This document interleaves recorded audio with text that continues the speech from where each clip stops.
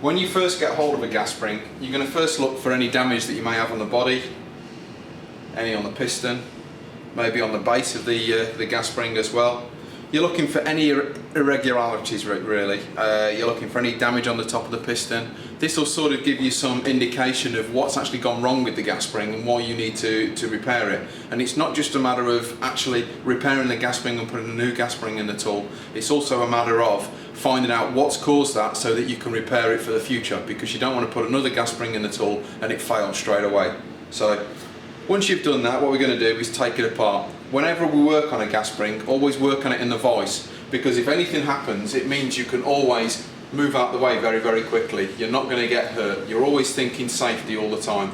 Whenever you clamp a gas spring in the vise, you always want to make sure that you clamp it across the base. The reason being is this material here is solid, so it won't crush the gas spring. These are soft-bodied gas springs, so if you crush them in the vise, they will damage very, very easily. So whenever I put it in the vise as well, I always point the gas spring at the floor. The reason being is if something does projectile out of the gas spring, it's just going to hit the floor. It's not going to fly across the factory and do anybody any harm. So first of all, we're just going to clamp it in the vise. The next stage is to take the dust plug off. All that does is it keeps the dust out of the actual valve and keeps it all nice and clean. There is a secondary seal on there to try and prevent any normal everyday seepage, but at the end of the day it is there as a backup seal.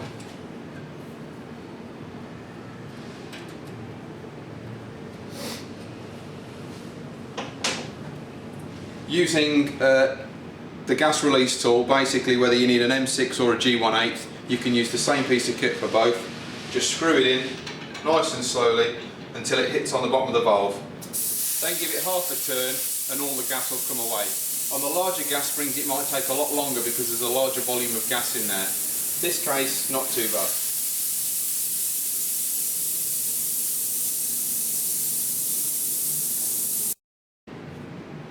Once all the gas is gone from the gas spring, just give the piston a bit of a pull. If it goes up and stays up, you know all the gas is gone. If the piston actually comes back down, you know there may be a little bit more in there, so give it a tiny bit more of a tweak and the last little bit will come out.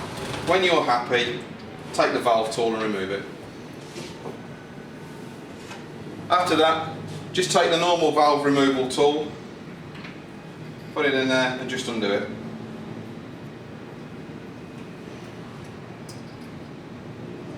When it comes out, you're just double checking to see that the seal's still actually on the valve.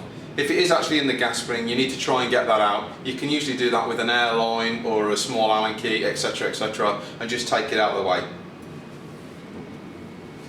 When you're happy, basically just turn it over and rest it back in the vise. This keeps it nice and safe. It's not going to go anywhere. You don't need to clamp it up because you're not actually trying to crush it in any way or hold it in any way. You're just keeping it safe, so when you tap everything down, it's not going to go anywhere.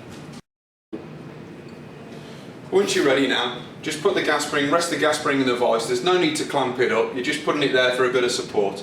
All you're going to do is you're going to take your sleeve and you're going to tap the seal unit down so that you can actually see the clip in the top. You need to go down about 10mm below there so you can get in with the clip removal tool.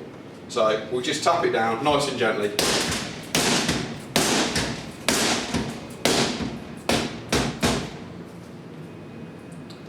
Just remove the dust seal from the top and place that to one side. Then you get your clip removal tool.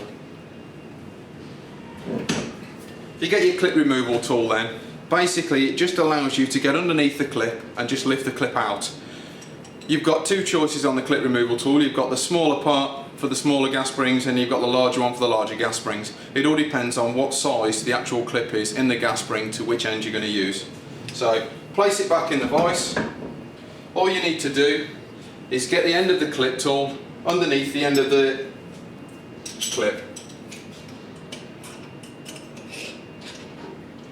If you hook it under, you just need to put the gap parallel down there, tighten it up, and if you give it a bit of a tap,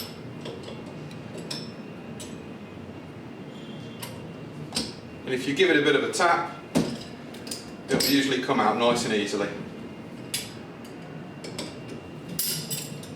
There you have the clip. Once the clip is out of the way, it means that you can fully disassemble the gas spring now. So clamp it horizontally, just clamp it across the base again so you don't crush the gas spring. Putting the T-piece into the top. And then it's just a matter of actually pulling out the whole unit. As you will see, you've got the whole seal unit, piston assembly and piston stops all there, nice and easy. Put that to one side on the bench, and all you're going to do is take the seal unit away from the piston. When you've got to this stage, this is where you want to be looking at all the components of the gas spring. You're going to be looking for any damage on the outer O-ring. You're going to be looking for any damage on the inner seal, any damage to the actual wiper, or any damage to the actual internal components of the seal unit as well. You are going to be throwing this part away, but you need to find out what has gone wrong so you can actually rectify it. Like I said earlier, it's a matter of rectifying the gas spring and rectifying the tool, not just throwing a new gas spring at it every time. So you're also going to be looking over the piston as well. You're going to be looking for any damage at the bottom of the piston, any damage at the top of the piston. You've got splits on this style of gas spring which can be taken off. You need to be looking for any damage in any of the areas on this as well, because this will show if there's been a side force on the gas spring and these areas have been actually scraping up the inside of the body of the gas spring. Finally, when you've checked all those other components out, you need to be looking over the actual body again. I know you looked at it earlier, but now you'll be able to see in a lot more detail if there's any damage towards the top of the gas spring. If the piston has bottomed out on the gas spring, there'll also be damage on the inside of the bottom of the gas spring, so you need to check those areas as well. Check underneath the gas spring as well, make sure there's no damage there. When you're happy, it's just a matter of giving the gas spring a nice clean now.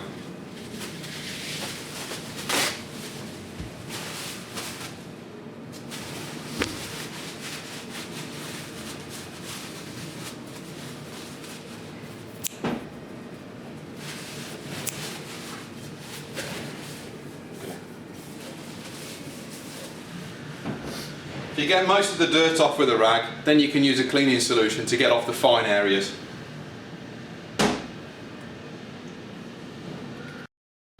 You will see here are all the components that we're actually going to replace out of the new seal kit. So what we need to do is just wash the components that we're going to reuse again. So using a cleaning solution, just give the piston a nice clean, wipe down, same with the body.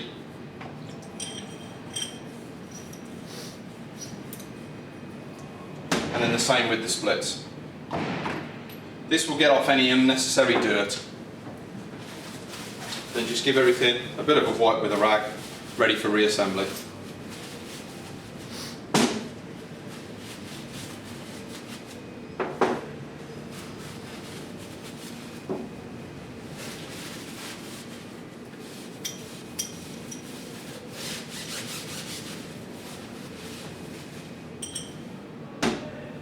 When you're ready for reassembly, you get your brand new Metrol seal kit, and in there you'll find a complete seal unit, a new valve, dust cap and a bottle of oil. It's all in there. Now you've got all the new components out, this is where we need to get rid of the old components. So you'll remove the seal unit, the front dust clip, the split clip, the front retaining clip, the dust plug and the old valve.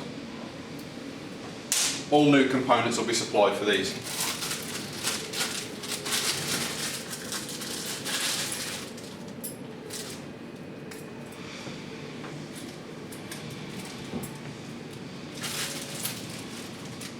First of all, we can reassemble the piston. You have a safety clip at the bottom of the piston. This will ensure you actually assemble the piston the correct way up, because if you do put it in the bottom way, it won't actually clip properly. So turn it round the right way, put the other half in, and just put the clip on.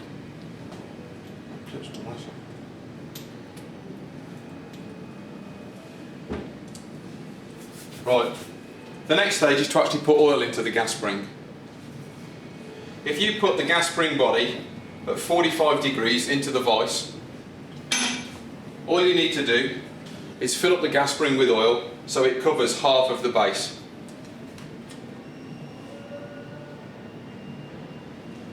Make sure you get a bit of the oil and wipe it all around the inside of the body just to make sure it's nicely lubricated. Same as before, get a bit of oil and just coat it over the brand new seal unit. Right, once you've put oil over to the seal unit and the piston, it's just a matter of reassembling it. You've always got to remember that the front lead always goes to the top.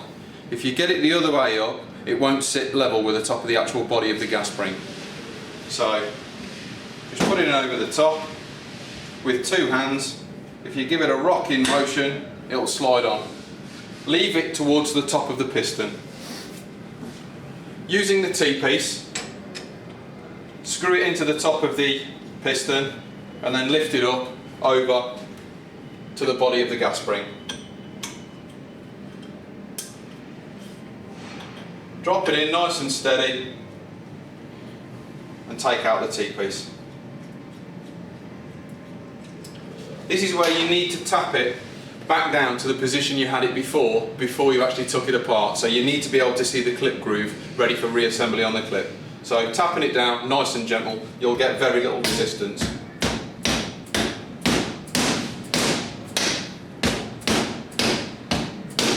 Just from side to side, and you're ready. Take your new clip for the top of the gas spring now, and if you just drop it in, it will find its natural position and hold itself. When you're in that position, it means it's nice and easy. Just pushing it down. If you find it quite tight on a larger gas spring, what you might need is just to tap it in with the aid of a hammer until it actually drops in. Now is the safety point. This is the point that's very, very critical. You need to pull the unit back out now. You need to make sure that the clip is fully engaged and that when you pull the seal unit out, it's not going to damage anything. If you do this now manually, it just means that when you're charging the gas spring, it's not going to make any serious damage basically. So clamp it back in the vise horizontally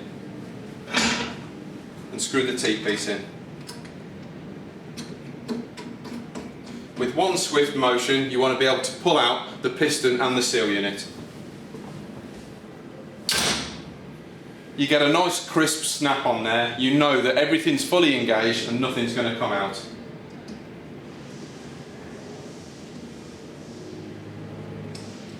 Remove your T-piece, and the final stage before charging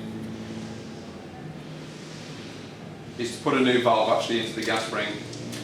This valve will be supplied in the seal kit.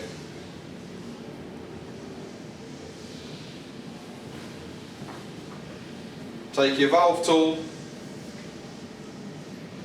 seat it in,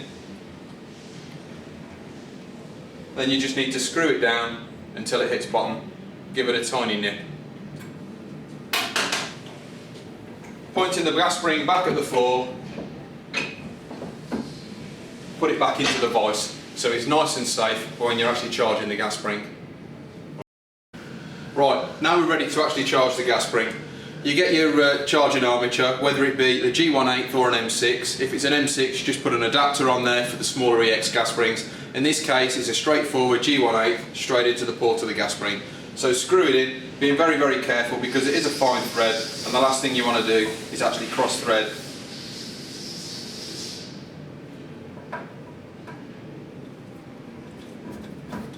Screw it all the way in, just so it nips up at the bottom. Leaving it so you can actually see the clock to see what pressure's on there. Close off the release valve and just quick coupling on the actual charging hose. Set the pressure on the bottle and on the gauge to 150 bar, 50 bar, 100 bar, whatever you actually require. Just always remember 150 bar maximum. When you're actually putting the gas into the gas spring, open up the shut-off valve very, very slowly. You just want the gas spring to actually creep in on the pressure. Once you hear it go through, you can open it up. On the larger gas springs, it may take a lot longer than on the smaller ones. When you think you're ready, have a look at the gauge, see what it reads. In this instance it's 150 bar. So I'm ready to shut off the hose. The back pressure that's actually in the end of the hose, you can release this by opening the shut off tap just on the actual gas spring itself. When that's done, close that off, remove the quick coupling, and you can remove the charging armature.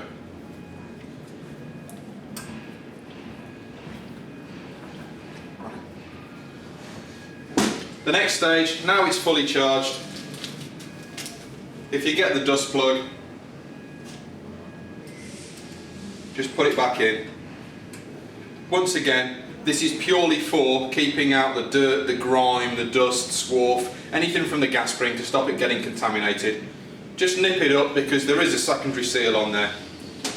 Then the final stage, if you put your gas spring onto the bench, you're just going to put the dust seal actually onto the top of it. When you put it on, always press it at 180 degrees to each other. So side to side, all the way around, and just push it in. If you do come across one of the dust seals where it has slightly popped out on any of the older style gas springs, all it means is under the pressure of the gas spring, it's actually just popped out. All you need to do is just push it back down. Your last stage, to actually make sure that the gas spring is nicely sealed, just give it a quick spray all over. This will ensure that there's no leaks on the actual gas spring. Now we're happy, we have a fully overhauled gas spring.